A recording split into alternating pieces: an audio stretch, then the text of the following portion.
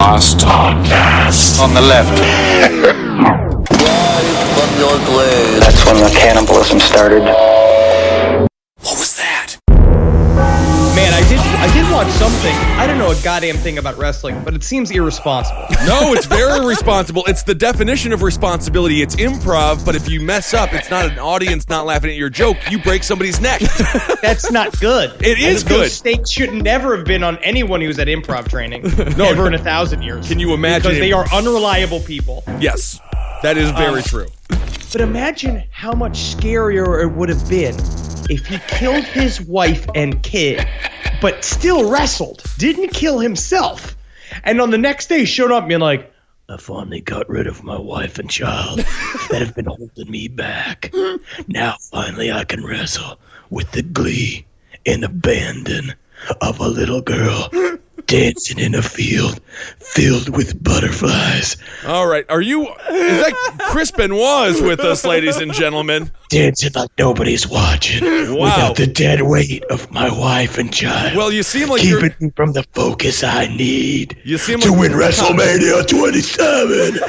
Yeah, well, it's a couple of years back there. You seem to be more lighthearted but darker than ever, huh? I just feel like there's a weight off my chest. Yes, all right. It's got to do with not having to hear my kid be like, all right, enough of that. Welcome to the last podcast on the left of everyone. I am Ben Kitzel. That's Marcus Parks. We got H-Bone Zabrowski over there as well. I bought these new, you see these new Hanes I'm wearing? They wick off the sweat. Oh, that's very nice. Check out these new Hanes extreme temperature wear. So if you haven't figured it out yet, because of popular demand, we've decided to cover Chris Benoit. That's right. The Canadian Crippler. Chris Benoit, a.k.a. the Canadian Crippler, a.k.a. the Rabid Wolverine, a.k.a. the Broom. Now, I don't know where the Broom thing came in. I'm not sure when he was called the Broom, but apparently at some point they were trying to mock him publicly, which might have drove him insane. It was a janitor finally being like, the broom is a useful tool. Yes. I just don't even know what his finisher would be, where you stick the broom. Does he mop up? I mean, I don't know what happens. It's because he mops the floor with everyone, man. Oh, I kind of get that. Well, then he's the mop. It's the mop. Anyway. Or the janitor. Or the janitor, which is a great name.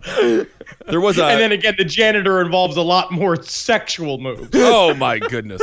Well, Chris Benoit was a highly respected Canadian professional wrestler who, at the age of 40 and at the peak of his career, murdered his wife and 7-year-old son over the course of 2 days before committing suicide on the 3rd following a complete mental breakdown.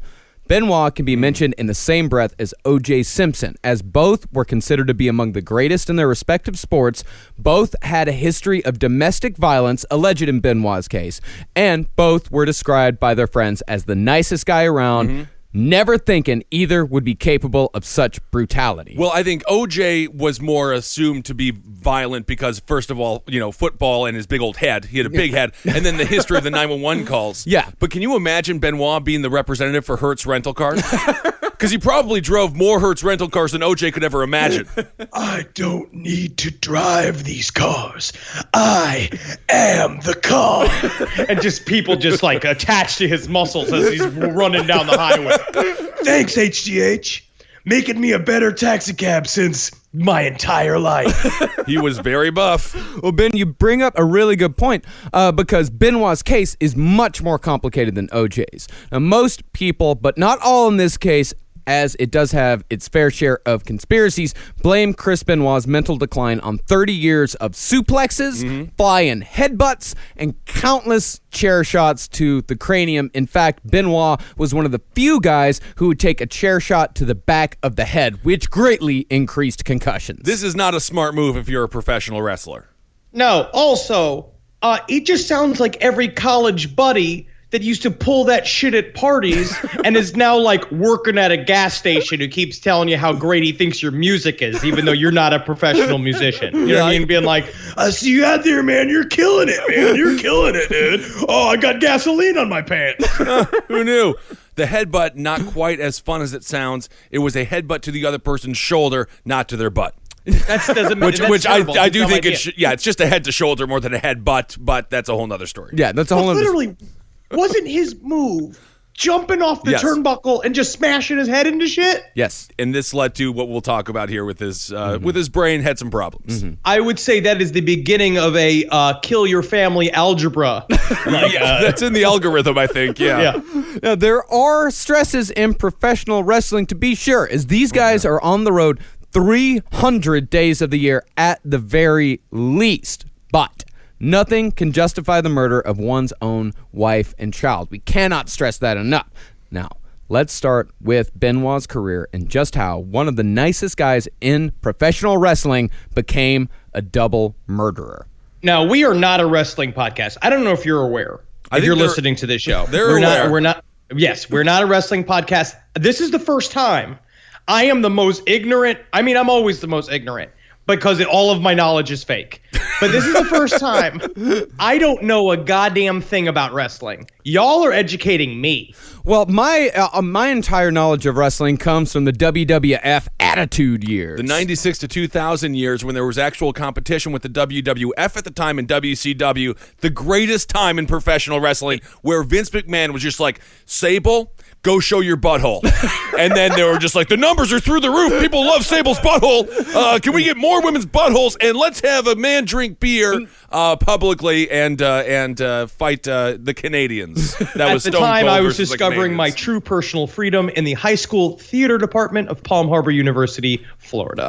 And it was in Little Shop of Horrors. Oh, that's exciting. We used to do so much backyard wrestling growing up. I took some chair shots to the back of the head, and I'm totally normal. In no way are you guys in any danger at all. But you know what? We should stay in the same hotel room next time we travel. Maybe in Denver, we should just stay in the same hotel room, and then I'll do the show. I have a memory of you telling me you have to think of killing people in a mall before you can go to sleep. Kissel, you just Oh, my goodness. Well, isn't that fun to have memories of your friends talking? Benoit was a wrestling fan from the age of 12 when he attended a match featuring Bret the Hitman Hart and Tom Dynamite Kid Billington. Yes. Benoit's training began at 15 when he started driving 3 hours each way to train in the Hart family dungeon. I did do a little bit Yes. of research about the dungeon. Yes. This is disgusting. It's real. This man, all of these Stu Hart. oversized children. The guy with Bret the Hitman Hart's father had 12 sons or daughters, mixed with sons and daughters, 12 children. They're all in the basement, reeking of I remember what my uncle's house smelled like. Yep. That was the wrestling house. It was and it smells like macaroni and tit sweat. If you've ever been to a high school wrestling, gym practice space, imagine that in a dungeon in Canada, no air, no windows, and then being tortured 24/7 by Stu Hart. I could imagine it probably had the same smell as my high school football locker room. Yeah. Something pretty similar to that. If you ever You're just there with your father's, your Yeah. best friend's older father, who's just like, oh, your problem here is you ain't stretching the groin enough. And then he just grabs your knee and presses it into your face, and everyone's screaming, get him, Dad! Get him, Dad! Yeah. It's fucking horrible. And I played with my sisters. Oh my goodness. Well, let's not get wild here. They paid money to have Stu Hart do that to them. Yeah. It smelled like if you ever took a sharp left turn in high school or middle school and your face went right into the crotch of the gym teacher. That's exactly what Stu Hart's dungeon smelled like. Well, the only difference between that smell and the smell of my high school football locker room is that my high school football locker room smelled like dead crickets because there were hundreds upon hundreds of dead crickets surrounding the building at all times. And also, I forgot that the football coach was just the man who was just a bunch of other parts of men sewn together that were stolen from a graveyard. Yeah, kind of a boogeyman type character. 1985, Benoit started his career at Stampede Wrestling, where he very early on adopted the diving headbutt as one of his signature moves. From there, Benoit traveled to Japan, the only place outside North America where wrestling is as popular as it is in America, Mexico, and Canada. Dude, and it is way more intense in Japan. It's faster, it's more brutal. The fans are just rabid. They have a bloodlust like you can never imagine. Watch the Japanese death matches if you get a chance. It used to, as a child, I used to be like, they only dropped him into the piranha pit for 3 seconds, and now as a 35-year-old man, I'm like, well, who thought of that? No piranha pit. I mean, it's They unbelievable. also they blur out the pussies and the cocks. That's the funny thing about the Japanese. They're like, we will watch a man mutilate another man in the ring, but is that a vagina? Is that a vagina? Oh, most dishonorable. So in Japan, Benoit donned a mask and took the name the Pegasus Kid. That's a Canadian nickname, obviously. Canadians are always off. They're always just wrong. But I love he's not the Pegasus. He's the child of a Pegasus. Benoit battled such wrestlers as Thunder Liger, Black Tiger, and El Samurai, who I would imagine is a Mexican transplant from Mexico to Japan. The samurai. Yes. And he's just like, they understand samurais. All right, I'm a samurai. That's like you guys as cops, right?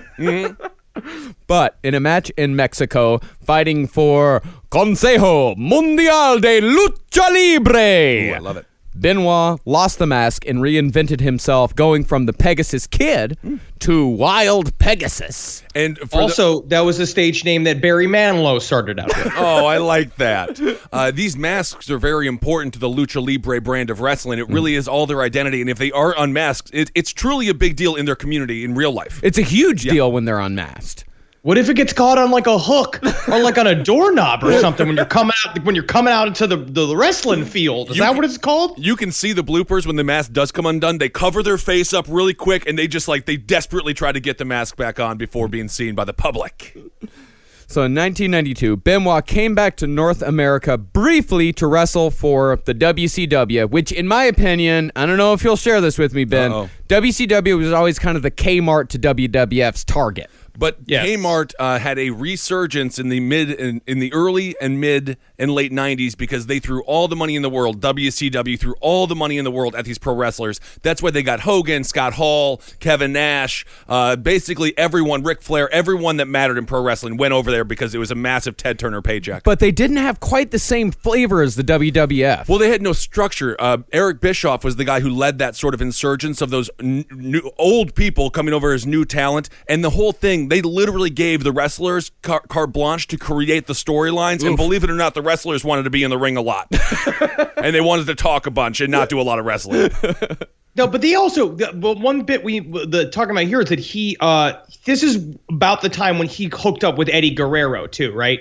Which was that's plays on like deeper. Yeah, the Benoits and the Guerreros had a great wrestling relationship. They always had amazing matches, whether it be Chavo or Eddie, rest in peace. Yeah, they met because Eddie Guerrero had wrestled Chris Benoit in Japan, and Chris Benoit kicked Guerrero in the head and knocked him out cold, and they were best friends from then on. It's like when the guy with the fake cast is getting the girl with the co-ed like into the back of the car, and another guy shows up with a fake like head bandage on and crutches, and they see him, they make eyes at each other, him and the guy with the head cast, and they wink, and they're like, now we're friends. Same victim. Right, serial killer bonding, yeah. Now, after an unremarkable stint in the WCW, marked only by a feud with a guy named Chris Bernard Skaggs, a.k.a. Too Cold Scorpio. Oh, yeah. Whoa! Get him out of that refrigerator. He was big in the WCW. Benoit moved back to Japan. There, he fought for Extreme Championship Wrestling, known for their particularly brutal and bloody style. ECW was the greatest wrestling corporation of all time. It's exactly like Cave Comedy Radio. Totally organic. It just had to put on the best matches ever to get noticed. And of course, it came from New Jersey. And those people, talk about the Japanese having bloodlust. Those fans, they loved you if you could staple $1 to your forehead. They would give you anything. Tommy Dreamer was one of their number one dudes, and he was just a fat guy who was drunk, and he hit people with a stick and would constantly cut himself. Just gave a mentally unstable, mentally handicapped man a 2x4, and he just swung it around, and everyone was like, now this is entertainment. Now this is gladiators. When they talked about gladiators, two gladiators of the sport, this is this guy. Oh, look, he's throwing up. That's cool. I remember that when Russell Crowe did a bunch of crystal meth before he had to go fight the creatures in the movie Gladiator, but it was a kendo stick. While fighting for ECW, Benoit was given the nickname The Crippler by ECW owner Paul Heyman, as Benoit did indeed accidentally break the neck of a guy named Terry Brunk, a.k.a. Sabu the Elephant Boy. The saddest part about what I did to the Elephant Boy, I did not mean to cripple him, is that I know that he has an incredible memory, and he would remember every second of the excruciating pain that the crippler took him through the labyrinth of pain. I'm just being an elephant, boy.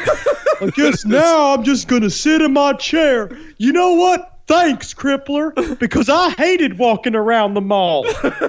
Sabu, I've never heard him called the Elephant Boy before, but it's tough to say whose fault that was because who's ever getting the move done to them is the one who's in control of the move. Well, yeah, actually, it was Sabu's fault. He just did. He didn't. It was. I checked out some of the analysis of the move itself. It was something like Sabu didn't rotate the right way or some weird shit like that. But that really tells you how much danger these guys put themselves in. Dude, I trained for 6 months above Skip's bowling alley to be a pro wrestler, and just hitting the ropes hurts. Yeah. The whole thing was painful, and then taking a bump, I can't believe what these pro wrestlers are able to do. Yeah.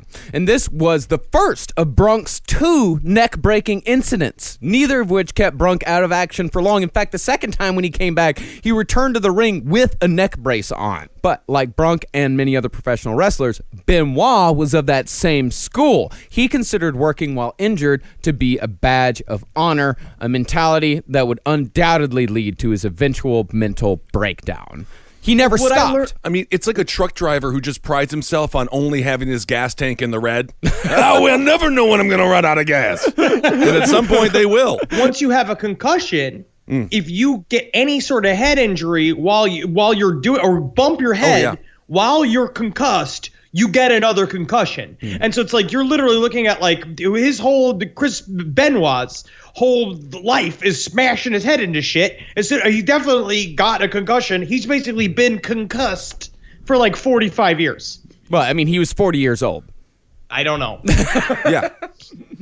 Now, Benoit returned to the WCW a year later, staying with the company for 5 years between 1995 and the year 2000.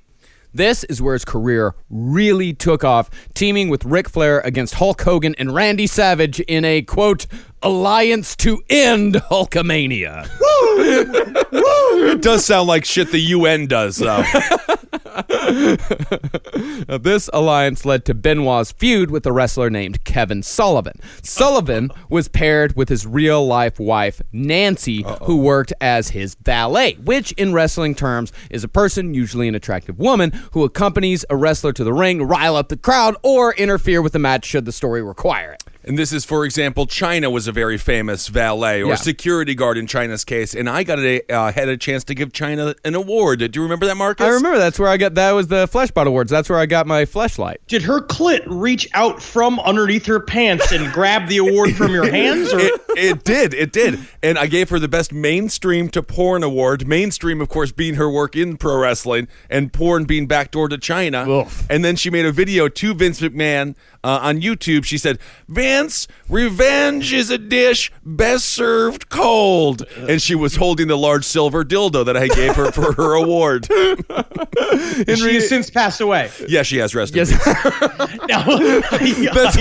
That's going to be something that we're going to be saying a lot in this episode. They have since passed away. Yes, rest in peace. Wrestlers and WW2 vets. It's tough to be in either of those arenas. They don't last. No. Also, it feels like the valet's job. How dangerous is that to be between the masses of drunk, screaming maniacs and the dude who's just going, "Come and kill me! Come and kill me!" And they just have a girl whose nipples are barely not visible. Just like, "Stop it.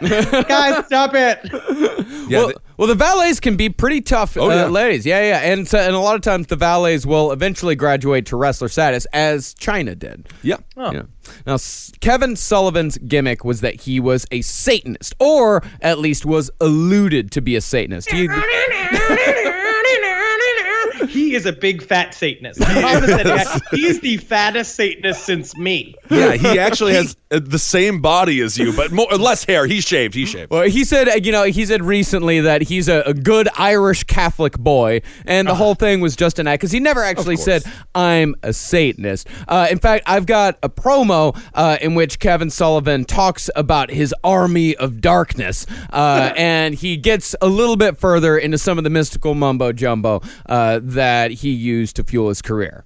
And I know, of course, that periodically Mr. Sullivan disappears for a day or so, and he goes to see the Abu Dhabi to get his batteries charged, which I understand needed. Well, let me tell you something. I was taken by Abu Dhabi to the closet of anxieties, where I took the cosmic cookie and went to the Amazon River of my mind, where I met Og, the keeper of the key. And he told me now the final stages are set for the war with the family, because now they know now that I am going to do something horrible. Now there's no stopping me, Mulligan, because you're the one that pushed me over this line this time. You see, Abu Dhabi, when he strapped me to the tree of woe, and people plucked at my skin, it was all to make me stronger, because the horrible thing now, Mulligan, is this.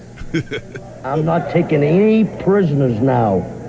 Like in Ipoh, Malaysia, at an Indian picnic, when there was feasting and rejoicing, and the haze put an Indian to sleep, and he didn't arise again.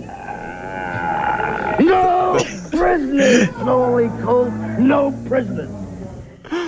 Yeah, and, he's not that far off. No, the Dungeon Master. Yeah, and the subtitle underneath his name during that promo is Kevin Sullivan, Prince of Darkness. I love it. That's a great promo. I do enjoy they also did it right in front of a playground, apparently. It's always good. He does sound like a man who runs a gas station, though. Yeah. Yes, so I talked to the master of the keys. He's the only one that can let you into the men's room.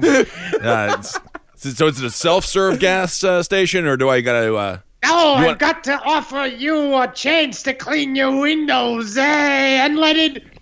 don't lose this key. There's only one, according to Og, the master of keys. Well, this key is absolutely disgusting. Thank you.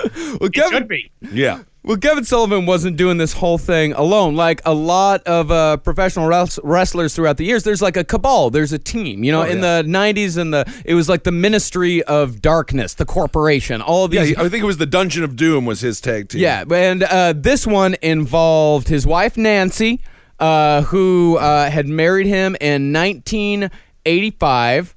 She was going by the name Fallen Angel. They also had The Lock, Luna Vachon, The Purple Haze, and Sir Oliver Humperdinck, later known as Big Daddy Dink. Oh, of course. Luna Vachon is a badass. She was the one who was with Bam Bam Bigelow for a very long time, and she was a beast. No one messed with Luna. No. Holy hell, she was nuts. Luna Vachon was awesome. Yeah. Today's sponsor for Last Podcast on the Left is MeUndies. Elevate your underwear game to the next level with MeUndies. You've perfected your wardrobe, but what about the stuff not everybody gets to see? If you've been settling for store-bought underwear 5-packs, I got something that'll change your life for the better. MeUndies. What's the first thing you put on and the last thing you take off? Your underwear. So make the most important piece of clothing the best it can be with MeUndies. What is MeUndies? Oh, it's just seriously soft, feel-good undies delivered right to your door. Designed in Los Angeles and made from sustainably sourced micro-modal, a fabric that's 3 times softer than cotton. MeUndies, softer than soft luxe undies, come in an ever-changing selection of classic colors, bold shades, and adventurous patterns, so you can tailor your undies to your own personal style. And guess what? You can save time and money each month by opting for a monthly subscription. But if you're not ready for a subscription, that's okay. You can still save, because MeUndies is offering you 20% off your first pair when you use our special URL, MeUndies.com/LEFT. So go ahead, revamp your underwear drawer. You deserve it. Once again, that's MeUndies.com/LEFT for 20% off your first pair. MeUndies.com/LEFT.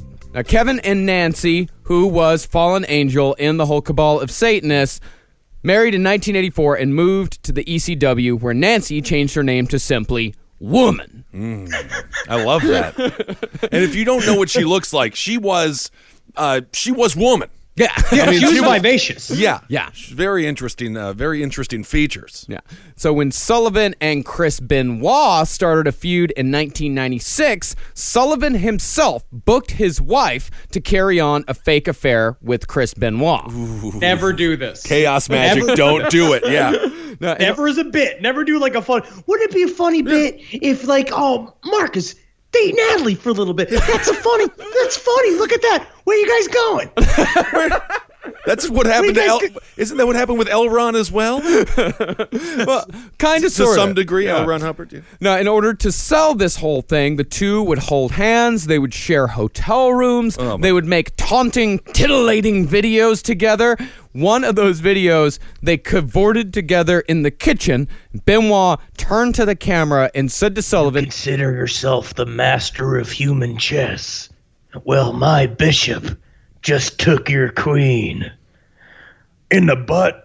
Wow, that's actually an amazing line. At some point, Kevin had to realize it's like, oh, shit, they're actually having sex with each other in real life. Oh, wait a second. They're Look at making love to each other, aren't they? Yeah. Man, the flirting is getting pretty advanced. I guess I'm a pretty good matchmaker. Yeah, I guess. I guess Kevin will just sit here with his box of Cheez-Its and his army of evil and watch HGTV until we fall asleep. You and the Cheez-Its?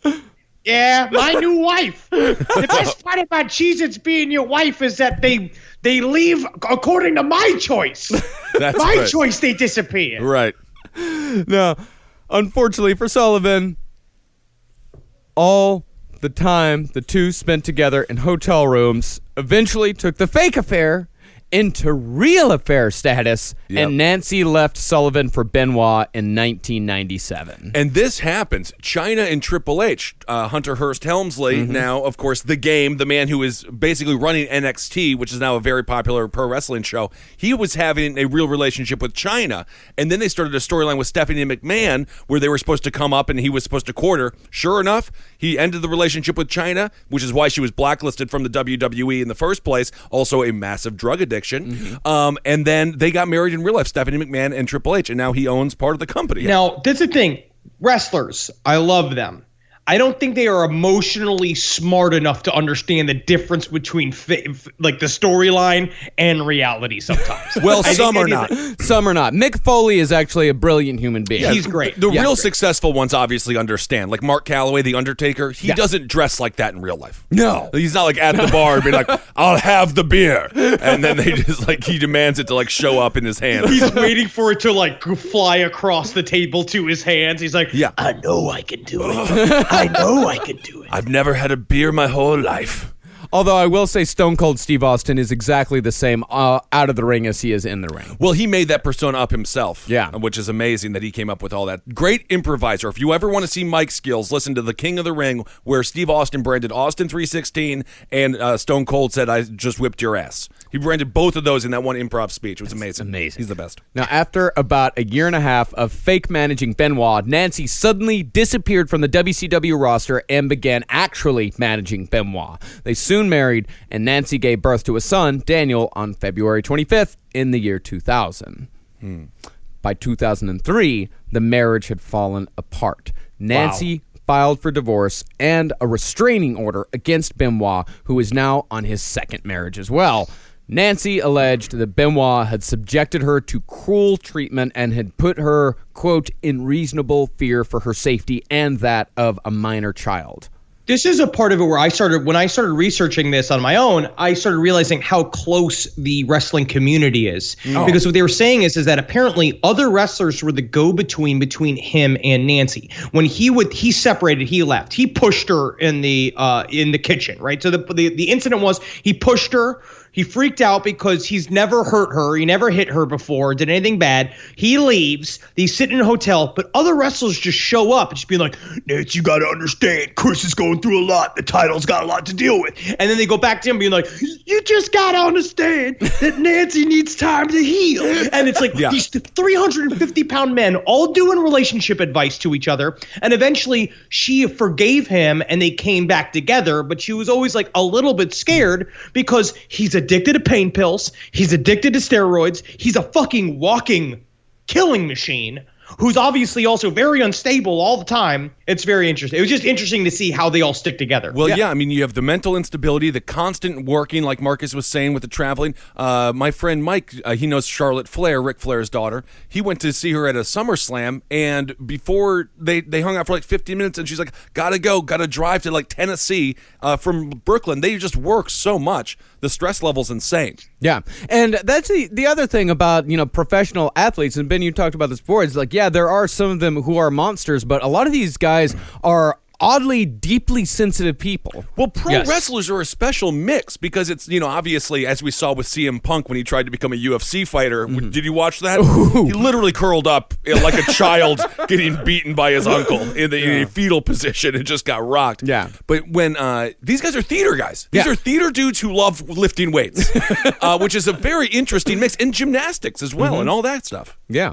But a few months after the divorce was filed and the restraining order was filed, Nancy rescinded the order, she dropped the divorce, and continued her life with Benoit. Meanwhile, Benoit had moved to the WWF, where his star had continued to rise. This guy was winning championship after championship. He was winning Royal Rumbles. Like, Benoit was really becoming like one of the most respected wrestlers in the history of wrestling. They always called him the best damn technical wrestler in the world. And that's what they tell people who can't speak. They say, well, he's he's a technical wrestler. What do you mean I can't speak? No, I can speak. Listen, A, B, C, D, E, F, H?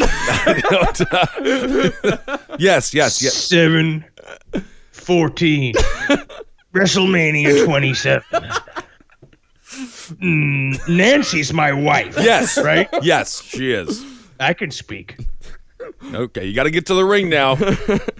Now, the ring's the big circle. It's a circle, right? The squared circle. That's a funny name for it. Go get technical in there. You're right. A plus B equals WrestleMania 27.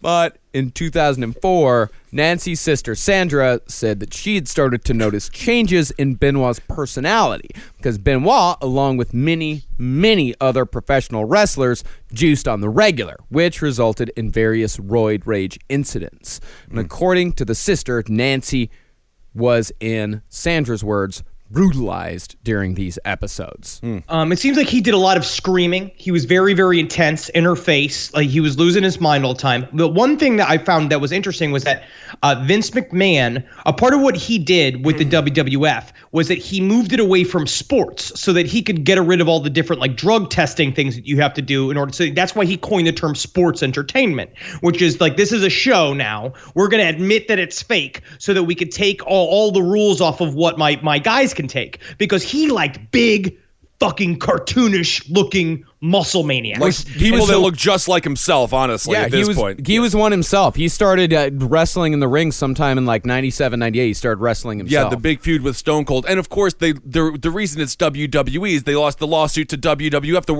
the World Wildlife Federation, which we love wildlife, but WWE, it doesn't have the same ring to it. It just doesn't sound Doesn't have right. the same ring. Remember, But they just said that Chris Benoit, in order to move up the chain, because they choose who are the winners and who are the losers, sort of, right? Like, you still have to earn it, and it's really hard to do. Absolutely. Well, Mick Foley equates winning the championship to like winning an Oscar. Yeah. It's an achievement of your work in the field. Yes, but in order to do that, you got to do whatever Vince McMahon wants you to do. Yeah. So a part of it's that, like, he sort of not so subtly said to Chris Benoit, you could gain some weight. And so, like, what he started doing since the beginning of his time at WWF is just fucking juicing up. And then every single time, he would just look in the mirror and be like, I don't look big enough. And just, like, hit a thing again. They're all crazy. Oh, they all have body dysmorphia. Yeah. And it's not like when he's like, you could gain some weight, it's not like, ooh, there's going to be donuts in the locker room. It's like, no, you're going to work out for 3 more hours a day. Yeah, and Vince McMahon is an absolute monster. He's working out at 2 o'clock in the morning at the WWE studios in Connecticut. The guy is just as intense as the wrestlers are, so you got to give him credit for that. Yeah, you do. Well, he's the boss of the wrestlers. Yeah. You have to make a bunch of other 400-pound men listen to you. Yes. So you have to be a psychopath. And he is. Yeah. So Benoit, things not going well with Nancy. Then, in 2005, Benoit's longtime best friend, Eddie Guerrero, suddenly died in a hotel room from a heart condition, as professional wrestlers are wont to do. These guys drop like flies. Eddie was the best cheat to win. He was so charismatic and wonderful in the ring. He was amazing. Then, Mike Johnny Grunge Durham, who always calmed Benoit down after arguments with Nancy, also died. Then, Victor Black Cat Marr, who was Benoit's best friend on Japanese tours, also died. These guys are young. These are literally our age, these guys. Yeah. And all of these deaths happened within a span of 2 months. And then Big Boss Man died. Oh, my God. And he was the only law and order around there. Yes. You need a fake cop when you have all these fake outlaws. Absolutely. Now, many say this is when Benoit permanently changed, becoming what many described as a broken man. Trying to help him, his wife bought him a diary, and Benoit started writing letters to his departed friend Eddie, but he was soon writing that he would, quote, be with Eddie soon. Oh, my goodness. Dearest Eddie. Hey, how you doing, man? I hope you're doing good. I had a new spaghetti dish today at the macaroni grill, and I gotta say it was absolutely slamming. It took me on a trolley all the way to Flavortown. And I tell you what, when I got to Flavortown, there was a post office, and when I went there and I went to the post office to see the mailman, he had a delivery for me. Chris. And it was that incredible spaghetti dish I had at the macaroni grill. Chris, come join me. Come join me. In heaven, the ropes don't hurt, Chris. What? Yes, Chris. You know what I was thinking about? The whole family could go on a vacation to heaven. Yes, the whole family, Chris. And then the paranoia kicked in. Benoit would take different routes to the airport and sometimes wouldn't let his family leave the house. And Nancy's sister said that Benoit had 30 different routes to the gym, so in his words, his movements couldn't be monitored. I want to say this, though, because he did. Are we going to talk about his brain? Yeah, we'll talk about that much later. I believe that he was taking, not purpose. I don't think this was on purpose. I think he was lost. I think he was taking different routes, and he would just make up an excuse, being like, well, they're watching me. That's why I took this different route. I literally just don't think he remembered where he was going. It could be. That's very interesting. Yeah. Honestly, Kissel. That's a very good idea, because also I was just imagining how scary it would be for a man of this size to be, you're in an Uber with this man, and he's like, Take a left turn. I don't care what the GPS says. Helicopters everywhere. And if they just let me, I'd jump up and I'd grab the helicopters with my bare hand and I'd snap them over my knee. But the government won't let me, Ukhtar. They won't let me. Please, sir, please. I just said the fare is already locked in. I have to take what they tell me to take. Yeah, Benoit does not follow what the GPS says. And to top it all off, Benoit was actually off steroids. Now, while this may seem like a good thing, some doctors have done studies that point towards the possibility that going off steroids can result in severe depression, although the data is inconclusive on that. Now, all of this came to a head on one terrible weekend in June of 2007. On Friday, June 22nd, Benoit snapped. We don't know what set him off or when exactly during the day the whole thing began. What we do know is that Nancy was attacked by Benoit and had attempted to fight him off before being overpowered by the 220-pound wrestler in the upstairs bedroom. He bound her limbs, laid her on her stomach, and wrapped a cord around her neck. He pressed his knee into her back and pulled on the cord, eventually strangling her to death. He then wrapped her body in a towel and set a Bible next to her body. Nancy's body would stay there with her child in the house for 3 more days. Ooh, it's so brutal. Yeah. The next day at 3:30 p.m., Benoit called wrestler Chavo Guerrero, Eddie's nephew, and left a voicemail saying he had overslept and missed his flight to Beaumont, Texas, where Benoit was scheduled to wrestle in a house show, which are audience-specific exhibitions that aren't actually televised. Now, Guerrero, sensing something was wrong, called back Benoit, who told Chavo that he had suffered a stressful day as his wife and child were sick from food poisoning. The phone call ended with Benoit uncharacteristically telling Guerrero that he loved him. And while I listened to Chavo talk about this, and he said that it was scary because Chris Benoit was like, no, listen, I love you. And he was just like, that is an aggressive way to say I love you. Mm-hmm. Right. Now, Benoit didn't show up at all for his flight to Texas. Another co-worker called to see where he was, and Benoit informed her that Nancy and Daniel were only getting sicker, with Nancy vomiting blood at this point. He's trying to set up an excuse almost. He's like trying to formulate whether or not he can figure out how to say that it was an accident that they died a little bit. He might be. Yeah, I think so. Yeah, he might be, or he might just be buying. I think he's just buying time to figure out what the fuck is he going to do. Can't even imagine what the mind of him must have been like at this point. The panic and the pain and everything. Or he was very, very sick. Or it could also be, if his brain was so damaged, he might have actually thought that she was just sick from food poisoning. He might have forgotten. He might have forgotten that he killed her. Now, that night, between 3:51 and 3:58 a.m., Benoit sent 5 text messages from both his and Nancy's phone to coworkers. The first, sent from Benoit's phone, read, "My physical address is 130 Green Meadow Lane, Fayetteville, Georgia." The second, also from Benoit's phone, read, "The dogs are in the enclosed pool area. Garage side door is open."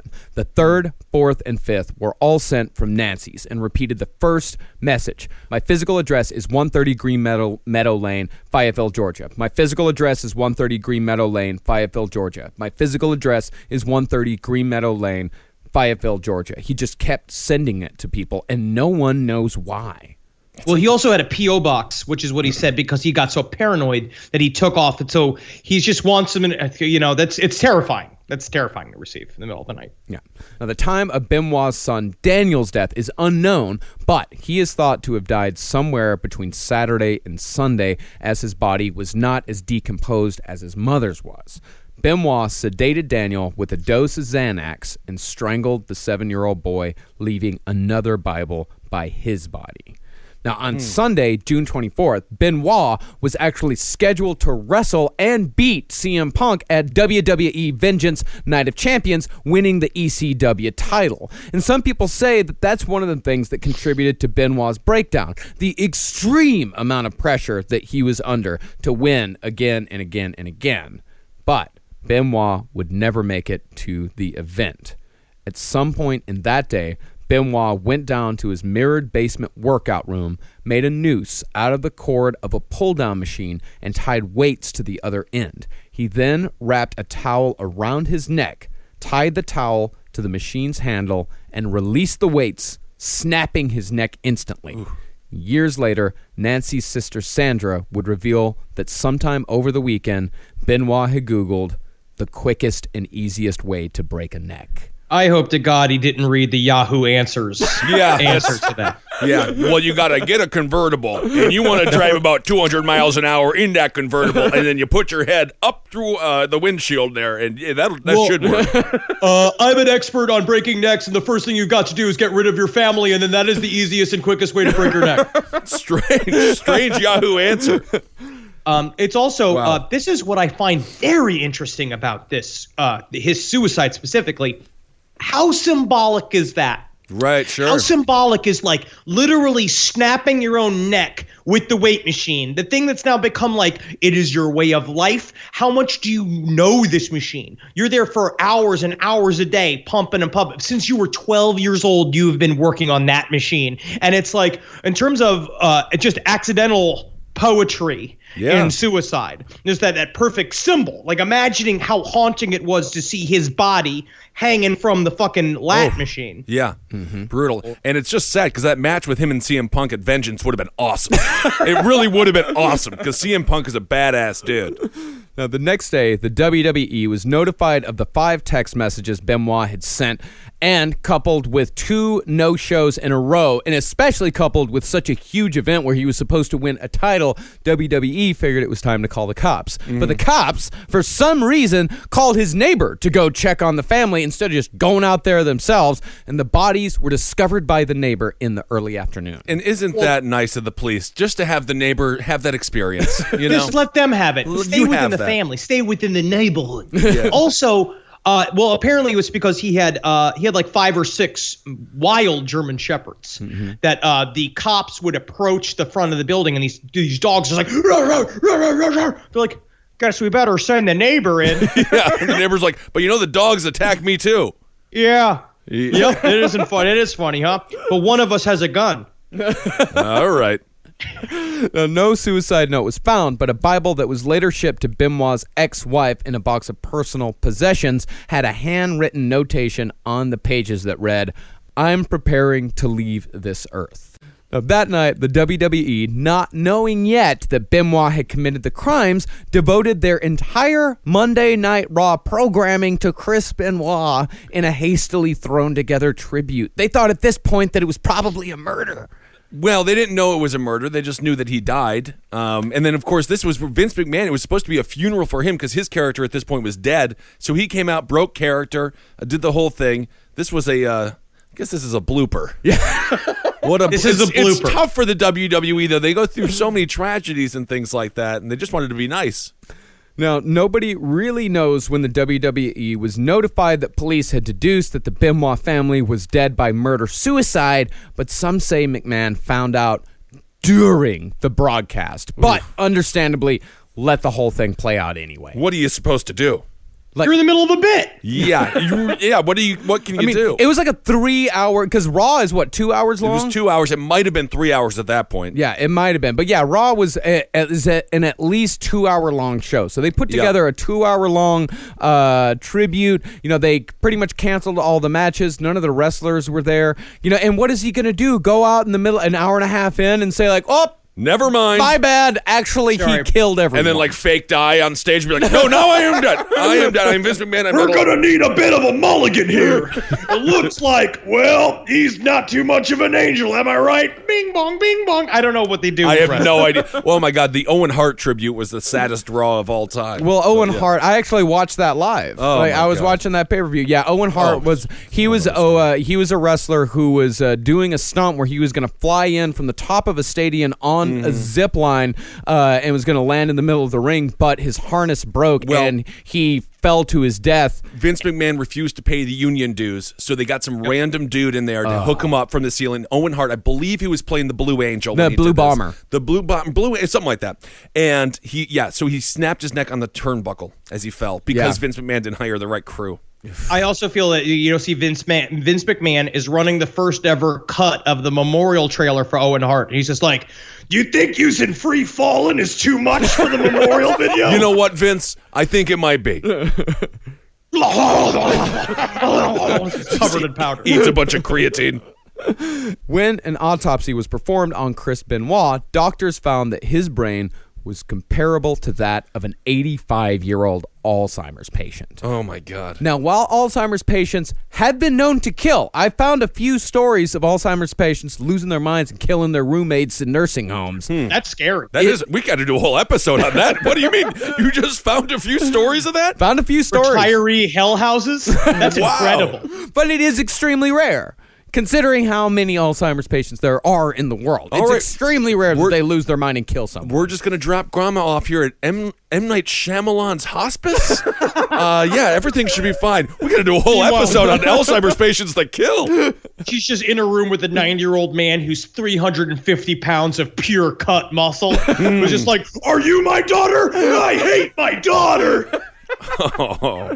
Also, Benoit, he showed clear signs throughout the weekend that he knew full well what he was doing. Like, he set down the Bibles, he wrote the note in his own Bible. Like, Benoit, he gave the kid Xanax before strangling him to death. Benoit, he knew what he was doing. Well, if I know my Alzheimer's as much as I kind of do with my grandmother or my grandfather in the home, they go through moments where they realize what they've done and then they forget so much. Lucidity, yeah. So it's very bizarre. You would imagine he had moments of clarity that must have been extremely difficult for him to rationalize. But also remember that the doctor said that it was comparable to an Alzheimer's patient. He did not say that he had the brain of an Alzheimer's patient. But the WWE tried to spin this. They jumped on the word Alzheimer's. They tried to spin it by saying in a statement that there's no way an Alzheimer's patient could have pulled off the sick technical moves that Benoit was known for. Yeah, they literally praised his wrestling. And they said it was too good for him to have the mind of an Alzheimer's patient. you don't understand, but the feet have a mind of their own.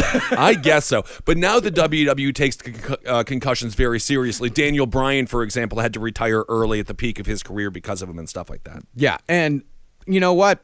Him being able to do all those sick moves while being an Alzheimer's patient, that is true. He wouldn't have been able to do that. But the statement was an attempt by the WWE to both distance and absolve themselves from any responsibility as far as both Benoit's steroid use and his head injuries went, both of which are huge problems in contact sports like wrestling and football. Yeah. And I do want to say, to WWE's credit, they did not put him into the Hall of Fame. O.J. Simpson is still in the Hall of Fame, by the way. In 1985, they inducted him. He was a very good football player. And he was also found not guilty. Yeah, I'm just saying. I think at some point you get 1980. You get out of the Hall of Fame. I would say, that's just but me. O.J. Simpson was a better football player than Chris Benoit was a wrestler. No, I don't think that's true. I would say they were pretty equal. Yeah. But football, we're going to get. I don't I'm just think feel that like I'm O.J. gonna get beat Simpson- up in the street. Yeah, football's a real sport. Football's got Yeah. rules to it. Oh, there are rules to wrestling. It's just so much fun to break them. You got a 10 count? Yeah, they're just fun to break them. I like those matches where there are no rules. No holds barred. Yeah. Now, all 4 regions of Chris Benoit's brain showed signs of chronic traumatic encephalopathy, which is a condition brought on by repeated head trauma that results in memory problems, depression, aggression, erratic and abnormal behavior, and suicide in many cases. The last thing you want the rabid Wolverine to be suffering from. Yeah. This is a very dangerous combination. Also, for those of you that just think that nerds and goths suffer from depression, jocks suffer from it too. And it comes from beating you up. Isn't that sad? Think about that. The source of your pain is also the source of their pain. Oh my, jocks beat each other up far more than they beat up anybody else. Today's other sponsor is Hunt a Killer. By now, you've heard about Hunt a Killer, the murder mystery subscription box service that delivers new clues to your doorstep every month. Hunt a Killer puts your true crime sleuthing skills to the test, and you don't even have to leave your house. The stories unfold with an ongoing creepy correspondence. Things like letters, articles, objects, and tools, all from a Hannibal Lecter-type killer curator. Hunt a Killer has been featured in BuzzFeed, Fast Company, and the editors at Bustle are writing weekly about their experience. One of the best parts about Hunt a Killer is the online community of armchair detectives that work together on the mystery, and people are obsessed. It's like living in your own true crime series. There are secret Facebook groups, forums, podcasts, and live videos to contribute to the experience. All you have to do is apply for membership at huntakiller.com. They only let a few hundred new members in a month, so don't wait too long. They have different subscription plans to choose from, and Hunt a Killer also makes a great gift. We all have that special person in our lives that is just as secretly obsessed with true crime as we are. To help support our show, they've offered a 10% discount for our listeners. Use the code LEFT and get 10% off. So head on over to huntakiller.com and register now. Come join the hunt. Now, one football player who suffered from CTE, Justin, it's a Polish name, Strzelek. There you go, Mark. There you go, Henry. Thank you, Henry. He Dabadushi. Yeah. Dame busha. That means kiss my ass in Polish. That's the only thing I know. And Bozdraznia, which means Merry Christmas. Well, that guy led police on a 90-mile-an-hour car chase on the wrong side of the highway before hitting a tank truck and dying in a fireball of steel and sadness at the age of 36. The day before, this guy had called up friends saying the devil, as well as, quote, evil people in Pittsburgh were out to get him. No, I do believe that. Never underestimate Pittsburgh.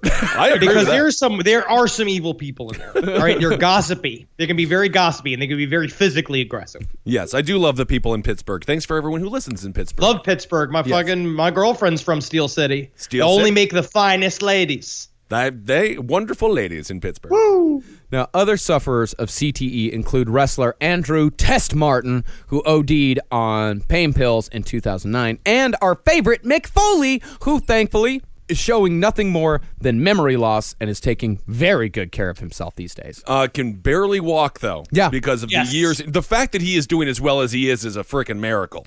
It is. I will say we will also all end up barely being able to walk, but it's because we've made a career where we sit down. Yeah. I love It's the like idea. the opposite. It's like we're crippling our bodies the opposite way by atrophying our knees and our ankles. I want to have the same legs that Chris Farley had in that sketch on SNL where they were all doing steroids together and they kicked up their legs and David Spade had his real legs. That was a funny sketch. That's what I want for my legs. But the underlying factor between all of these cases is a history of untreated concussions. Chris Benoit, who, if you'll remember, was one of the few wrestlers who would take a chair shot to the back of the head, said he had more concussions than he could count. And those were just the ones that were diagnosed. Yeah. No one can tell me that I can't count, all right? Because I've had 1, 2, 9er, 5, 50. Did I hear a niner in there? Latte. Did I hear a niner in there? Yeah, did I hear a niner in there? I didn't mean to do fucking Tommy Boy. And remember, this is all voluntary. He chose to do this. Of course. Like Chris Benoit, he chose to take chair shots to the back of the head. And again, he chose to make the diving headbutt his signature move. Nobody made him do any of this. As a pro wrestling fan, it's awesome when Mick Foley has a great match. Well, it's actually pretty horrendous. It's a counts fall anywhere match, no disqualification. Mick Foley's parents or his family, his wife and his children, are in the front row. The Rock handcuffs him behind his hands behind his back and hits him about 30 times with a chair to the head. Again, that's why it's a miracle Mick Foley is as well as he is today. Yeah. And imagine Benoit doing similar things, but in Japan deathmatch style. Yeah. Now, while this may seem like an open and shut case to us, there are, not surprisingly, numerous conspiracy theories surrounding Benoit's death. The leading conspiracy involves Nancy Benoit's ex-husband, Kevin Sullivan, the Satanist.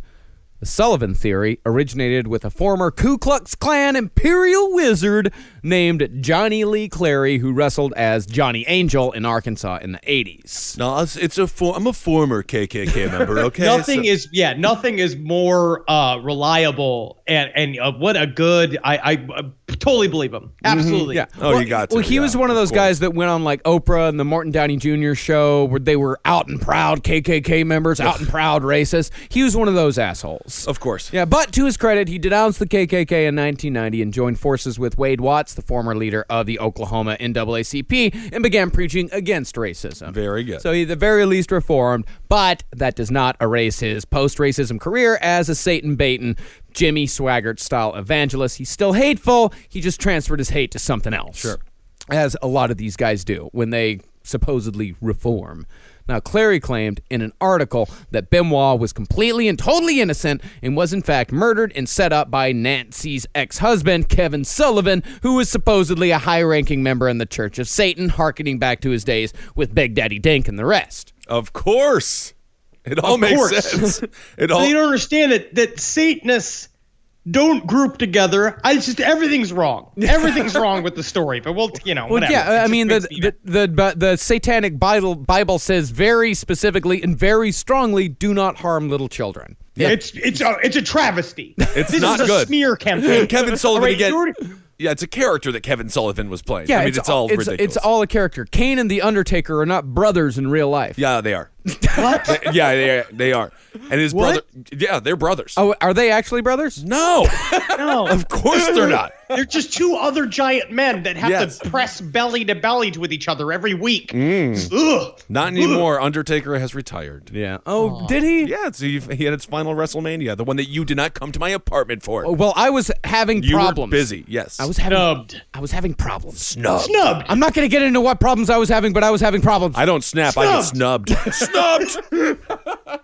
In this version of the story, in Clary's version of the story, Sullivan broke into the Benoit house with a group of Satanists 10 years to the day after his divorce from Nancy and murdered the entire family in an act of revenge, sullying Benoit's name forever in the process.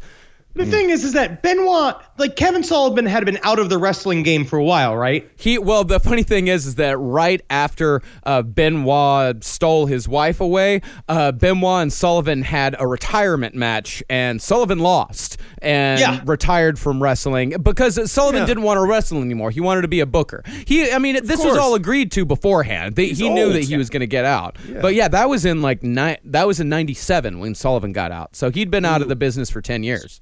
So yeah, Sullivan walks in there. Benoit's the most jacked and insane that he's ever been in his life. He couldn't beat him. No way, yeah. And 5 90-pound Satanists all just bullied into there being like, well, listen here, guys. We're going to go in there. We're killing Chris Benoit. And they're like, we're going to kill who?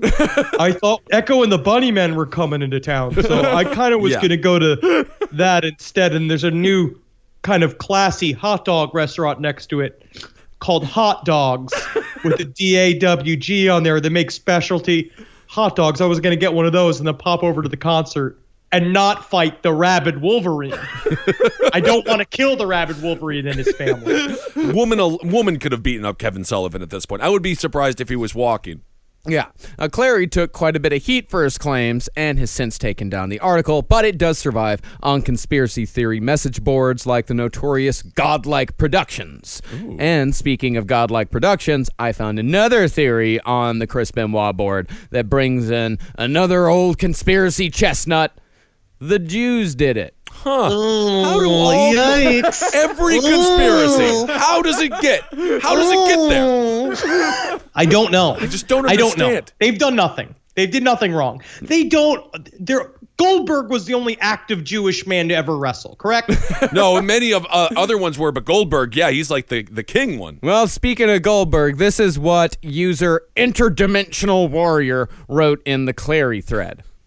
My opinion is that Benoit was murdered by someone who knew him, and that the motive was revenge or keeping him quiet about something.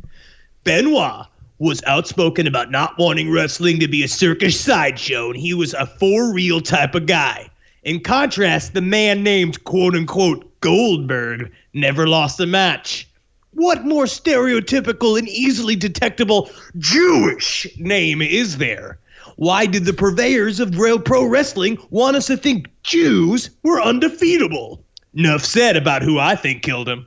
That is the dumbest thing I've ever heard in my life. But I gotta say, that Goldberg gimmick was so aggravating. It was extremely He's aggravating. 100-0. It's like just have a wrestling match. Yeah, And his it was- Lesnar He match said was enough said. Yeah, so if you- it's done. Oh, Yeah. I see. It's enough said. Well, if you don't know, Bill Goldberg was a supposedly unbeatable wrestler. Yeah. His heyday was in the 90s, but he is in one of my favorite Christmas movies, Santa's Sleigh. Oh, it is a great movie, actually. It is. He had just had a match with Brock Lesnar at WrestleMania. That there was a total of 11 moves. They were all suplexes and spears. It was absolutely atrocious. And the WCW brought him out to counteract Stone Cold Steve Austin's rise to fame. Yeah. So it was just he's a terrible wrestler. Yeah, and also Goldberg left the WWE in 2004. I don't know why. He's back. I don't know why the Jews would wait until 2007 to exact revenge. I mean, it's almost like it's a bullshit answer. No. Yeah, another one. This is what another user wrote about this same subject. The at the time WWF wouldn't let the popular Benoit wrestle Goldberg because he said he would have slammed the bastard in under 10 seconds and, of course, torpedoed one of the many psyops being ran on pro wrestling. So that's proof. This is That gold standard. Yeah, so this guy believes that Goldberg being unbeatable, Yeah. undefeated, is a psyop to make us believe that Jews are unbeatable. okay. Yes. Brilliant. I think the way to say that the Jews are unbeatable is that they've been the focus of rage and hate by every society for the last couple thousands of years, and they still exist and live on Mars. Apparently. I mean, the funniest thing about pro wrestling fans is they do break down, be like, well, Shawn Michaels, he isn't the best because he's like a 6-8 at WrestleMania, but you got to look at Undertaker. He's 23-2 at WrestleMania. It's like, they make it up. Yeah. It's They about make it up. respecting how great the matches are. Yeah, Not I who mean- wins. Who cares who wins? Yeah, I mean, this guy thinks that either Benoit would sink his entire career to expose the Jewish conspiracy Oh my if God. given the chance, or this guy believes that professional wrestling is real. Can you imagine Chris Benoit testifying to Congress?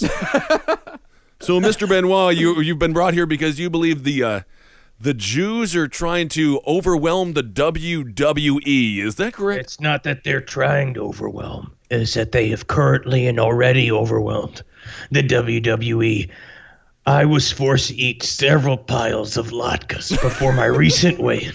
They said they were trying to ruin my body weight ratio because, as you can see, I'm pure uncut family killing muscle. And they wanted to disturb my diet regimen. Also, but I will say, love the tiny hats.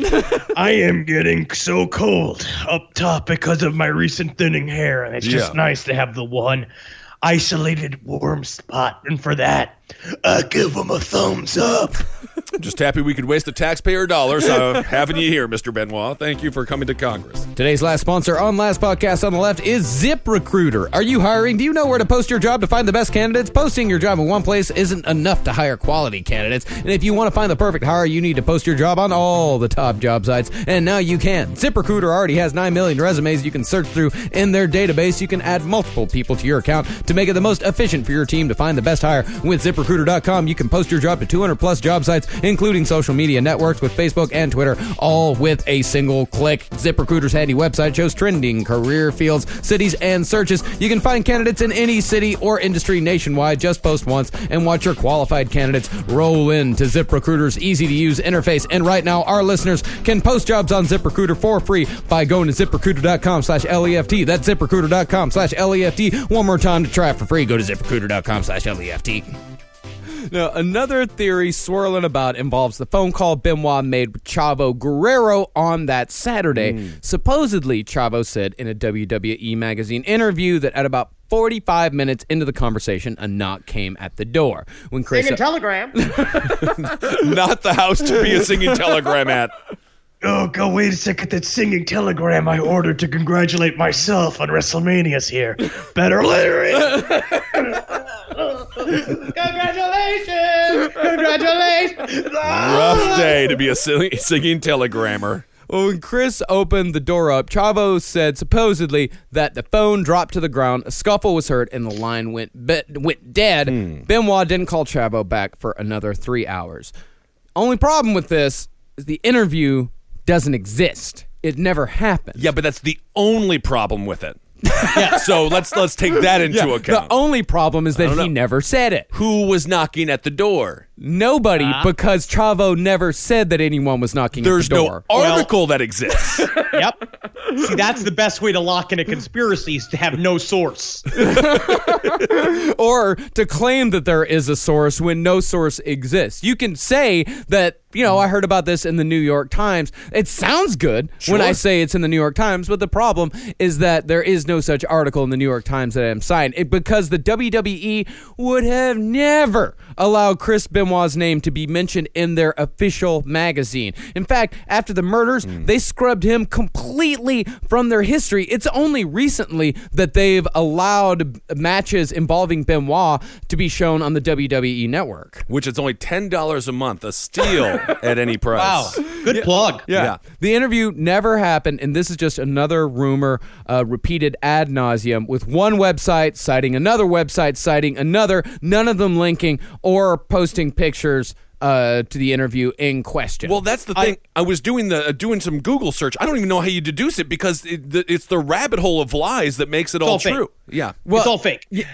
One thing I also like is that they keep going to other wrestlers for clarification on information on this whole case, and you're just dealing with other men with pre-Alzheimer's brains just saying crazy shit because they're hopped up on HGH. Like Chavo, I was listening to a fucking interview with him. He sounds like a fucking maniac. I was like, I don't think he's reliable either. Who knows? Yeah. Now, one strange thing that did actually happen involved Wikipedia. 12 hours before police discovered the body of Nancy Benoit, a Wikipedia user had edited her entry to say, Chris Benoit was replaced by Johnny Nitro for the ECW Championship match at Vengeance, as Benoit was not there due to personal issues stemming from the death of his wife, Nancy. That was 12 hours before anyone knew that she was dead. Did Benoit do that? No. God, he doesn't know how to use a computer. Yes, I mean, he has to know how to use the computer. No, he didn't do that because the post was made from Stamford, Connecticut, suspiciously close to WWE headquarters, prompting some to believe that someone in the WWE had prior knowledge of the murders and had let the cat out of the bag too soon. Interesting. While this may seem fishy, turned out huge coincidence. Oh. If you haven't figured out by now, wrestling fans tend to be a bit of a gossip-heavy bunch, and speculation was swirling around on message boards on Sunday night that the only reason why Benoit might miss such a gigantic match, the death of a family member. Sometimes they get it right. Perhaps his wife. Yeah. It's not too far of a jump. It's not a far jump. It is a perfectly reasonable thing to assume because they were fucking right. The entry had been changed by a 19-year-old wrestling fan who had also humorously changed the wiki entries for The Bronx, The Sopranos, Ron Artest, The African Wild Ass, Stacy Keebler, and the town of Naugatuck, Connecticut. Oh, man, you got to leave Meta World Peace alone. What's wrong? Ron Artest got mental problems. You got people with mental problems. Leave Meta alone. The African Wild Ass. is one of the juiciest fucking deers that everybody wants to stick a finger in. That's what it is. That's what it is. You don't need backup for that. Cite an article, my fucking mom's house. This is a fun day for a 19-year-old, I gotta say. Yeah, I saw a video of him in the police interrogation room. The 19-year-old? The 19-year-old. He's laughing. He's smiling. He's having a great time. Yeah. It's like a Woodward and Bernstein type here. This guy, he cracked the case before everyone else. Now, it's not much of a surprise that conspiracy theories about this case exist, as there is, as with a lot of big cases involving small-town police departments who don't really have any idea how to handle murders of this magnitude. There's a lot of misinformation about this case, and a lot of that misinformation comes from Fayette County DA Scott Ballard. Ballard publicly and inexplicably said soon after the murders that track marks had been found on Daniel's arms, speculating that perhaps Benoit was juicing his son with HGH because Daniel was small for his size. Ballard went on to unnecessarily say, The ball was very small, even dwarfed. Yeah, I mean, and that lives on today. even though that guy came out later and said that he made a mistake. That's the big problem with the internet, because things All live right. forever on there, and corrections are made to stories that are erroneous, but a lot of times people will find that article. The more popular article is the one that shows up. Yeah, Unless you really do some digging, you don't see that DA came out and said that he was wrong about all of these charges. Is it possible they were just trying to be sensitive to the victim? I don't know. 'Cause I don't know. I have no idea. And this was all in speculation that the murders occurred due to marital strain stemming from Daniel supposedly suffering from a rare physical and mental disorder called Fragile X. I think they were just What they don't grasping at understand is that if straws. they just let him grow into, what they don't understand is if they let him grow into teenage years, he will be able to control ice and metal. Fragile X. No, Nancy's Daniel, you know how many times kids they corner you in the middle of the locker room and they're trying to take your milk and you brought your precious milk in there and you had to wait in line for that milk. Never again, my tiny son Daniel. Gonna make you big like daddy, 'cause being big solves all your problems. It kind of does. Yeah, you're big, you have no problems. No, not every day's a nightmare. No, you can't. It's definitely not a problem that you can't fit in planes and that like your heart is going to be too small for the rest of your frame and it's going to eventually kill you, like just because you can't get blood everywhere. Democratic strategist Ben Kissel. That's my new. Yes. Nancy's sister Sandra refuted the whole Fragile X claim years later on wrestler Chris Jericho's podcast, saying that she saw the body herself and there were no track marks, nor are there any medical records stating that Daniel had Fragile X. Now, at the end of the day, the Chris Benoit case, much like Sandy Hook and other tragedies, is so terrible and so unthinkable that people attach conspiracy theories to it to try to give a simple answer to a complicated question. But the facts remain that Benoit committed a senseless act that was preventable, for which there can be no justification or excuse. And the only way that we're going to be able to reverse this horrible tragedy is I'm coming back for WrestleMania 31. They're bringing me back. They're my bones will be versus Goldberg in a one-time only World Federation heavyweight event in which my bones will be placed on top of a squirming giant Jewish man and prevail me once forever as champion of the WWE. That match would actually do very well. A Bones versus Bones match if the WWE did do that. Brought back Owen Hart and Chris Benoit in a Bones versus Bones Just match. had their bones Yeah. attached to many wires like Yes. marionettes. Might and as they well. just clack them together. Oh, wow. Well, what a great time here. I'm so happy we finally got to the Benoit story. Yeah, I People have been know. asking for it, and I think we debunked some of the fake conspiracy theories. At the end of the day, all he did was give his life to entertain us, and it's really sad that this was the demise, because otherwise we would be praising him, and he would be in the WWE Hall of Fame. And it's sad when you murder your whole family, it kind of trumps your amazing wrestling career. Yeah. It does. And It does sully it. It's always it, to say the least. But I will also say that Benoit took no responsibility for his own mental health. He could have gotten help. He absolutely could have. He could have gotten help. He could have stopped taking chair shots to the head. He could have retired from professional wrestling. He knew shit was going When you're wrong. on the road 300 days a year trying to make a paycheck, the going to the doctor isn't necessarily the first thing you want to do. And the WWE at the time, like you were saying, Marcus, it's like Scientology or whatever. Like, you go to the doctor and you complain about an issue, that doctor works for the WWE. No, Benoit, Yes. he did not. He played injured. He did not. He actually didn't go to the doctor much at all. Well, because you'll be demonized for it. And then it's a boys club, too. So it'd be like, oh, this guy's not tough enough to be around here anymore. I suppose so, but the thing is about that is that, like, it's one thing if he, doesn't check shit up and has, like, a drunk driving accident or something like that. It's another thing if you kill your entire family because you're afraid to go to the doctor. It always is. And also, the other the other wrestling guys, they looked up to him as if he was the sane one. Like, they kind of propped him up, saying that he was this nice, cool guy. They would go to him when they had, like, legal problems or wrestling problems or relationship problems. So he kind of was also bolstered by the opinion of him. Yeah. Where he came in, where he was, like, big, like, he was the guy that handled shit, so he could never appear to be weak. And you can Yeah, and you can YouTube that Stone Cold Steve Austin talking about him, just like what a great guy he was, and then But it's bogus masculinity. It's just this bullshit thing of like you got to do this, so that's what makes you a man. But it's just like it doesn't, because you end up killing your family, which in the end is like the least manly thing I think you can do. Yeah, I would agree with that. Yeah. I think taking care of your family is the most manly thing you can do. So I would say the least manly would be killing them. But now with OJ in the comparison, no, he doesn't have the mental disease, does he? Well, I mean, don't know. OJ, he could have suffered from concussions at one point in his career. Anyway. But of course, I mean, his shit happened years later. And OJ had a lot more to do with ego than anything else. Like, OJ was just a piece of shit. Yeah. And OJ didn't. I mean, honestly, he didn't kill himself at the end of it. I mean, so Benoit obviously felt like an immense amount of. No, I mean, OJ can you didn't- imagine what goes through your mind when you're tying your weight bench ropes to your neck and doing that whole thing? Yeah, OJ didn't try, like, the whole Bronco OJ should have thing. stabbed himself right away. Yeah, the whole Bronco thing, that wasn't about him trying to commit suicide. That was about him trying to make the entire thing about him. Yeah, he's an egomaniac. Yeah. All right. Well, Chris Benoit, so sad. Yeah. But what a great. And we can also say, if you feel like personally that you're having problems with your mental health, problems with your brain, if you feel like you may hurt somebody or hurt somebody else, take this as a lesson and go get help immediately, because sometimes you just lose control. And It doesn't make you less of a champion to ask for help. No. I also have the WWE Network. Every month we'll be showing the live pay-per-views. Please come over. The last time I had very few people come over. I was very happy they did, though. Jesse Gold was there. Thank you, Jesse. He created our intro video for our live show. Micah Sherman was there as well.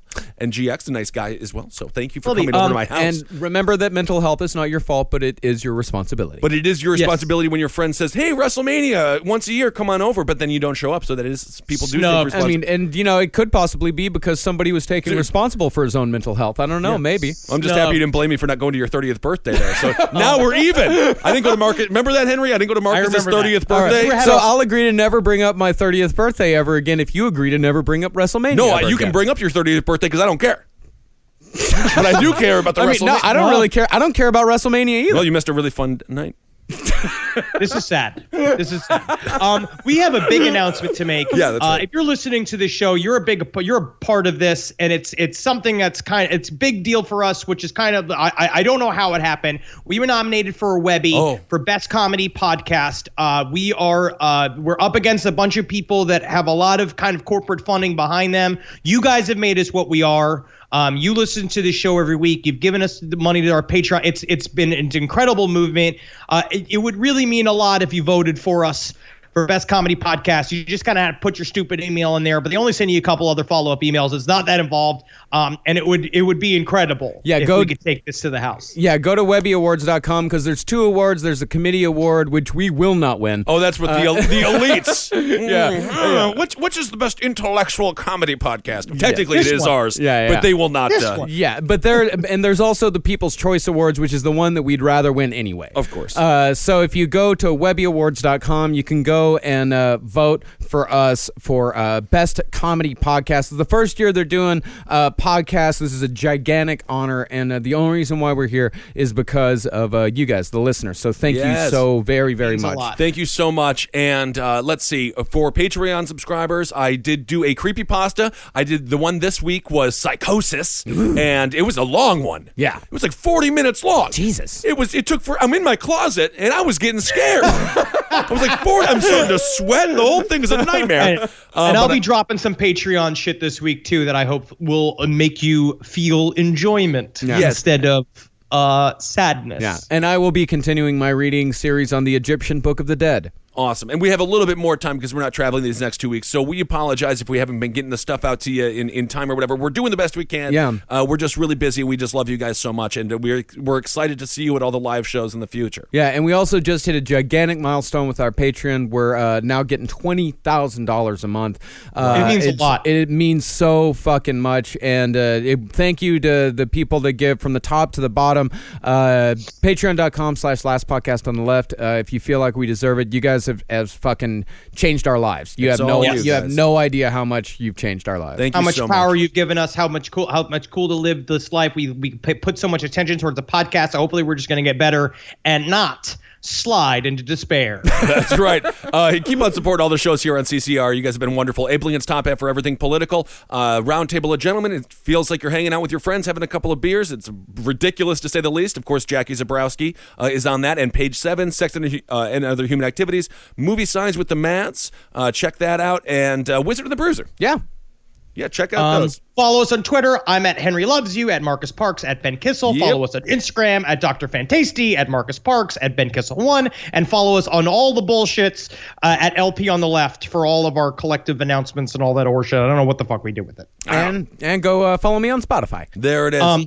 Also, before we go, I actually just got like a fucking dumb hot bulletin that I was texted. Don Rickles just passed away. Did Eddie text you that? Yeah, because I got the Eddie texted same me. one. Don Rickles died.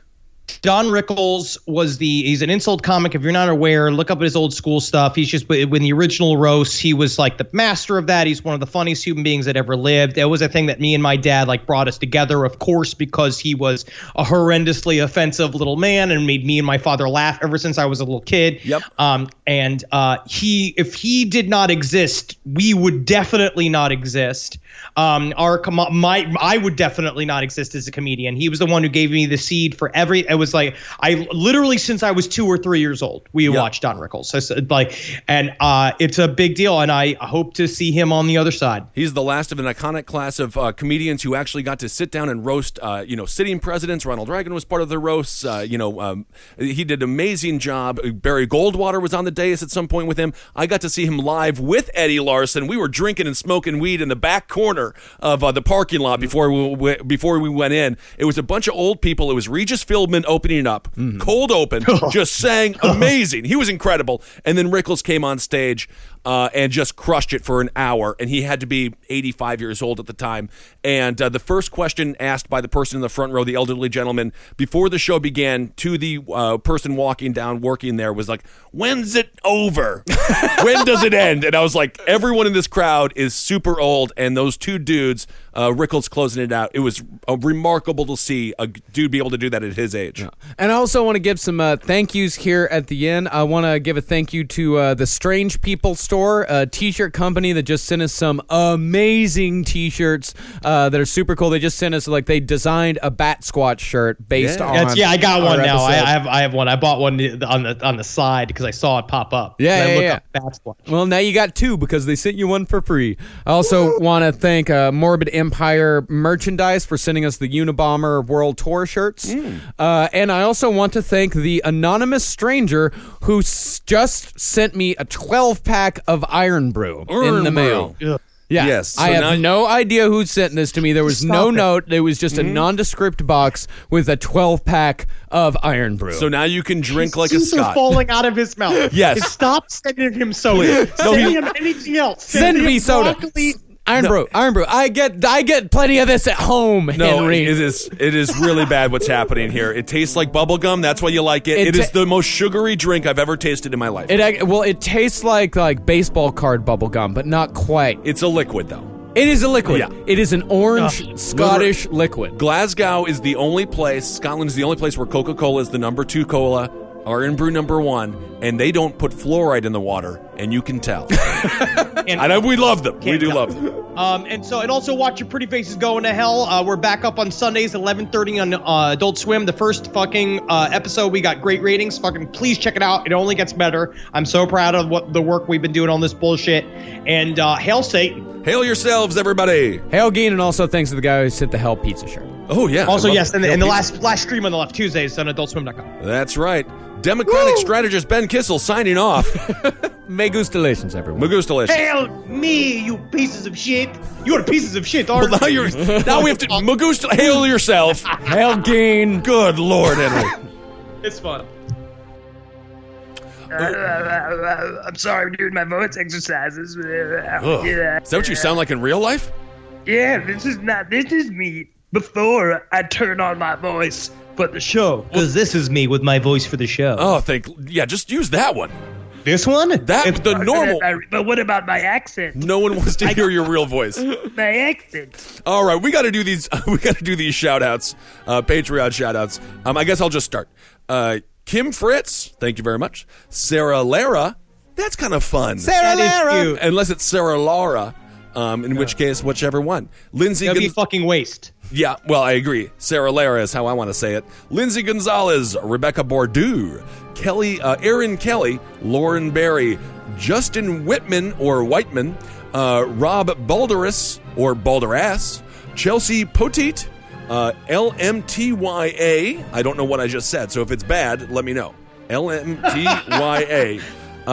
Keely Heck, Matt, Colin Donegan, Danny Marlin, Mallory Knopp, Lori Marie Martino, Victoria Cassell or Castle, Nick Bender, Ali Edgar, Deborah, Randy, K-O-Z, I'm going to go with Kawaskari. No, I used to have a friend. This is one of your people's, Henry. Randy, K-O-Z-I-O-R-O-W, Ski. Krasowski? Kozrowski. Yeah, there we go. We got Randy Kozrowski and Stephanie Mosier. Very good. All right. Shout out to Jessica Marie, Laura Norton, Jake Sanders, James Flaherty, Rachel Ice, Samantha Marsh, Joshua Gill. You spelled Joshua wrong, though. It's Chihuahua. Tony Payne, Madison Celeste, Maggie Baithk, Jared Jack, Brian Dickinson, Paul Z. Smith, Jason Carter, Kendall Davies, Shandell Harkins, Anthony Villarreal, Dale DeVille, Jared Gilbreth, Emma Stopskoff-Ehrlich, Christopher Greenford, Tess Jackson, Brian Mahmood, Matt Lloyd, Tony Wace, Robert Stephen Bates Jr., Ian Voyers, Brooke Koch, Aetha Coulter, Mike Dominguez, Jeanette Portillo, Alex Hatch, Brittany Frew, Sheena McMahon, Christy Wallace, Abby Bellevue, Ryan Martz, Kristen, Joseph Aguero, Teresa Aidy, Daphne Dilses, Dylan Lively. I got Conan Baldwin, Cassie Tremont, Shannon Kelman, B1N4RYB1RD. You know what that is? What? Binary bird. Oh. He's using Leet. That's fun. Emily Yao! Whoa. Christopher Lee Froler, Jake Barnhart, Mary Kate Condon, Jared Batters, Melinda, Rob Dolan, Josephine Bell, Brian Jones. He's dead. Is he? Of the Not Jones? in real life. Well, Yes. he's got his money first. I guess so. Natasha Sidney, Emma DeYoung, or maybe it's DeJong. Alexander A to Z Abramowitz. Oh, Stu. Jess Rowe Funstein. It's Pfundstein. That's Funstein. That's Funstein. That is fun, Steve. That's fun stuff, too. Addie Sainer, Emily Smith, Griffin Keys, Daniel White, Lauren Gathercole, Ashley Siebert, Andrew Gilfrin, Ashley Sherwood, Rachel Kent, Tanner Pruitt, Morgan Beeman, Isaac Martinez, Brock Everline, Cindy Hansen, Gabrielle Zero, Katie Mason, Morgan Novi, Samantha Shireson, Michaela Keister, Haley, Holly Carr, Eli Hicks, Sarvis Berry, Christian Gentry, Allison Krieger. Hey, Allison. Hello, Allison. Hi, Allison. Hello, Allison. Candida Homan, Christopher Basile. All right, I got Seth LaRue, David Aldrich, Dana Daniels, Ginger Tinsley, Coleman Johnson, Sandra Gonzalez, Amelia Lettingham, Chris Turner, Beth, Noah Meister, William Manning, Stephen this is another one. VUKC, EVICH. Vukevich. Or Vukevich. Vukevich. I'm going to go with Vukevich. Stephen Vukevich, Lindsay Carr, Brandon Vincent, Nikki Cusack, Natalie Eberling, Kyle Seiner, Dark Owl Blues 7. Dark Owl Blues 7. Kind of a strange name. That's scary. Robert Kraft, of course, he owns the New England Patriots. Kona, Alicia. How much did he give? It just doesn't. It doesn't say. It says just edited though. So that always he gave. always he bad. gave us Tom Brady. He gave us Tom Brady. Kona, Alicia Adam, Jason Flinkstrom, Chad Anderson, Darian Marquez, Ted Kendrick, Daniel Chavez, Brianna O'Brien, Emily Butler, Tony Valentino. Ooh, Tony Valentino. I'll have some pizza. Adam Vale. Say You Love Satan 80s Horror Podcast. Oh, I just did. Yeah. Wow, look at that. That's how you get a free. That's, again, you just pay for the bump. That's you just it. got the last podcast and left bump. Say You Love Satan 80s Horror Podcast. And if that is a podcast, check it out. Who doesn't love horror films? Deanna Gordon, Like You Don't Know. Okay, they're getting fun. Erica Johnston, Zach Damon, Scotty Nelson, Dan Wilbur. And if you get a chance, check out Dan Wilbur's great book regarding the books. Dan Wilbur is actually a very good friend of ours. He used to... He has a book, and it's about other books. Yeah. But he changes the name titles of it. Yeah, he does better book titles. Better book titles. So go out there. He he actually has two books. He's got a book called How Not to Read, and his latest book is called Never Flirt with Puppy Killers. And Dan, apparently the books are selling because he gave us $50. Thanks, Dan. Oh my God. Oh my God, Dan. Wow, Dan. Excited to see you, my friend. Dan. Stephen King. Jared Ragsdale, Marie Chaparro, Yoandy Boda, Dwayne Stika, Abby Mulholland, Taylor Sadlowski. Taylor, thank you so much for all your support. She listens to me on all the shows, and she watches me on the TV. That's awesome. Thank you, Taylor. I've heard her on Twitter and seen her, and I believe we met her in real life. Yes, she watched. I just did this thing for ITV or I-24 TV. Nobody knows what it is, but she watched it, and she was very polite, although they did introduce me as a Democratic strategist, and she said, when did I become that? And I have to ask you the same question, Taylor. Sean Lindley. All right.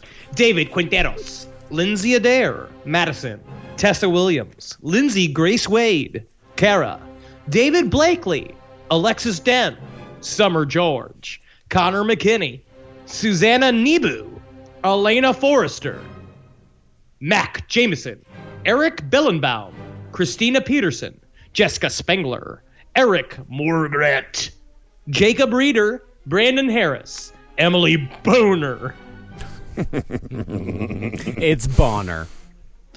Cecily, Branson Allen, Jen Morey, what's going on, girl?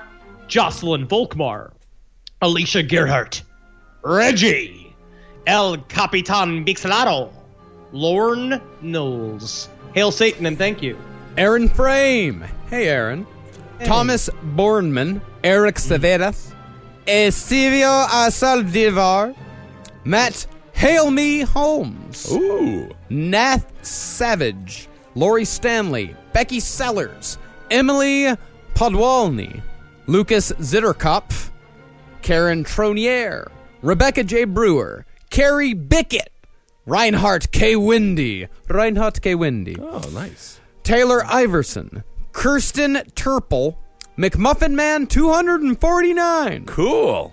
Philip Black, Jason Aprio, Andrew Toops, Christy Sims, Kelsey Erickson, Charles Perry, Sarah Jo Lavelle. Hey, Sarah Jo. Andrew Haig, Kevin Parks, Kevin Parks. Oh, different than your name. Don't know that one. Huh. Aaron. It's almost like it's an extremely common last name. Like Strange. your parents weren't creative. My parents didn't choose the name Parks. Well, they could have chose to change it. What, to what? Sparkles? Marcus Dynamite? Marcus Sparkles Marcus. has a ring to it. Marcus Sparkles does have a good ring to it, yes. Aaron Blaschke, Zach, Mark Smith, Matthew D. Price, Zachary Paul, Karen Zarovitz, Hooker Crafts, Cool. Connor R. Mitchell, Brenna Ort, Rebecca D. Kotlerek, Darcy, M.B. Marie, Amy Ando, Alice Farr, Jessica Garcia, Smelly Ellie. Smelly Ellie is fucking amazing. Awesome. She's the shit. Yeah, go check out Smelly Ellie's stuff. Just Google Smelly Ellie. She's given us... Actually, I have 3 pieces of Smelly Ellie's art hanging in my apartment. Awesome. So Smelly Ellie is one of my favorite out there. Definitely go check her out. Adam Busey and Fran Loacono. All right, Jay Adams, Marisa Spradling, Victoria Cervantes, Dana Dukoven, or Dukoven, Jonathan Colley, Owen van der Werf. Ooh, Owen van der Werf. Cool name. Tonio Garza, Brett Rapp, Tori E. Selznick, Eric Ballard, Holdenators. I can't believe you had. I did it. They donated to the Patreon. I have to do the. You had to do it. I have to do it. That's one of the rules. J.T. Reed, James Vaneco, Megan Galindo, Elizabeth Mata, Brittany Conrad, Liv Browning, Anthony Verdi, Kyle Ortega, Brandon Harvey, Valerie Kremsner, King Brown, Katie Knowles, Val Bourne, Cassandra Berry, Jane, Jeremy Ferris, Lindsay Novak, Lena McKenzie, Brittany Consigli, Kara McFadden, McFadgen. Their name is MacFadgen. McFadgen. Or McFadgen. I'm not sure. Brittany, I already said that one. Casey, well, I'll say it again. Brittany Consigli, you get it twice. Casey Jones, Kirsten Muderick, Sarah Foisey. Sarah Foisey.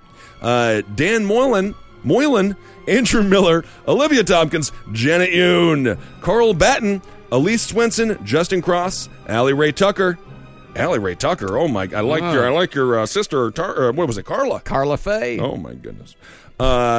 Gage Cook and Stephen H.R. Oh, I might as well finish it up here. Yeah. Abby Browning, Alexandra Brown, Tony Pasciuto, Adam Dawson, Ivy Buckles, Ivy Buckles, I believe, Jared Cedric, Anthony French, Jana French, kind of a couple, Matthew Soyle, Christopher Waldo, or Waldy, or Wald, Andre, and Sam Del Fonte. Thank you guys so much. I got a couple more. Diva Zumaya, Ryan Oda, the eminent Dr. D. Cool. Kate Adona, Justin Lowe, Kira Hodges, Dewey Z, Travis Hendricks, Courtney Hook, Julia Unrain, Jose Fernandez, George White, Nancy Panea, The Silent Raconteur, Molly Duncan, Andrew Groden, Jacqueline Bennett Davis, Amanda Tejada, Joseph J. Sutton,